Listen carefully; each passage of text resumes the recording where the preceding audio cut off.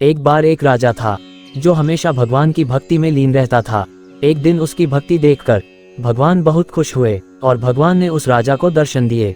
राजा बहुत खुश हुआ। राजा बहुत बड़ा धर्मात्मा था। उसने भगवान से बोला, हे प्रभु, मेरे पास आपका दिया सब कुछ है।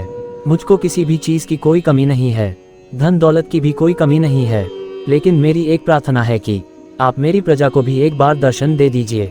मैं चाहता हूं कि मेरी प्रजा भी आपके दर्शन करे। भगवान ने भी उसकी बात मान ली और बोले कि ठीक है, मैं तुम्हारी प्रजा को भी अपने दर्शन दे दूंगा। कल सुबह इसी समय अपनी प्रजा को ले आना, लेकिन जो तुम्हारे साथ आएगा मैं केवल उसको ही अपने दर्शन दूंगा। भगवान की ये बात सुनकर राजा बहुत खुश हुआ और उसने अपनी पूरी प्रजा को ये बात बता दी कि कल सुबह भगवान हम सबको अपने दर्शन देंगे और जो भी भगवान के दर्शन करना चाहता है उसको कल सुबह सही समय पर मेरे साथ चलना होगा। और राजा ने अपनी रानी को भी सुबह साथ चलने को कहा।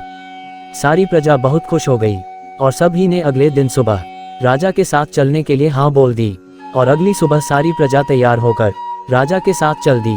रास्ते में चलते चलते कोई भजन गा रहा था, कोई भगवान का नाम जोर जोर से ले रहा था। और जैसे ही सब लोग गांव से थोड़ा बाहर निकले तो भगवान ने अपनी लीला रच दी।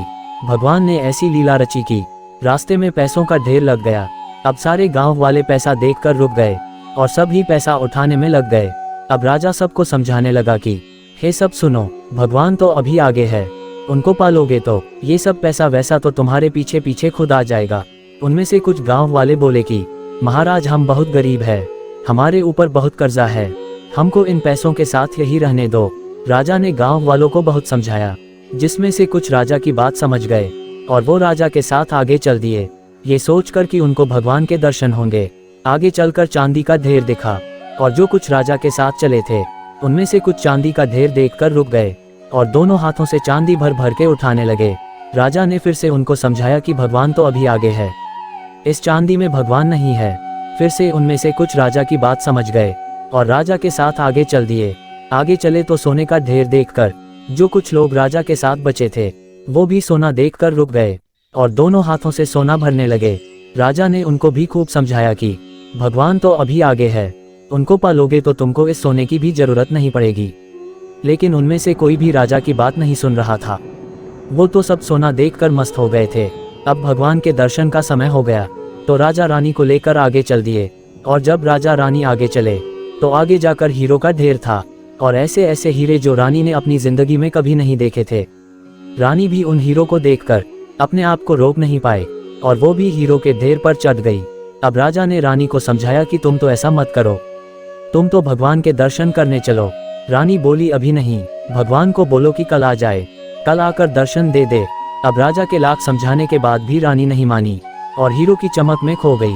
अब भगवान के दर्शन का समय निकला जा रहा था तो राजा अकेले ही आगे चल दिए। अब राजा भगवान के पास पहुंचे तो भगवान ने कहा कि राजा, आपने तो कहा था कि सारी प्रजा को दर्शन के लिए लेकर आएंगे, लेकिन आप तो अकेले ही आ गए।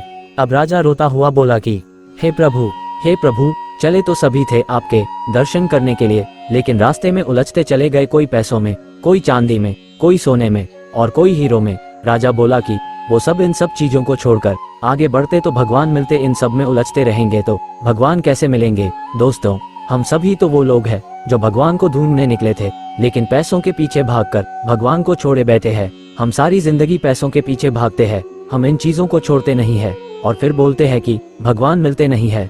और जिन लोगों ने अपने जीवन से सोने चांदी को उतारा है उन लोगों को भगवान मिले हैं। इस सोने चांदी के ढेर से हम जिस दिन उतर जाएंगे उस दिन ही हमको भगवान मिल जाएंगे। भगवान ये नहीं कहते कि तुम पैसा कमाना छोड़ दो या सोना चांदी पहनना छोड़ दो, लेकिन इन सब से लगाव मत रखो, इन सब चीजों का मोह न रखो, तभी तुमको भगवान मिलेंगे। दोस्तों, अगर आपको ये छोटी सी कहानी अच्छी लगी हो तो इस कहानी को लाइक, शेयर और कमेंट करें और हमारे चैनल को सब्सक्राइब जरूर करें। धन्यवाद।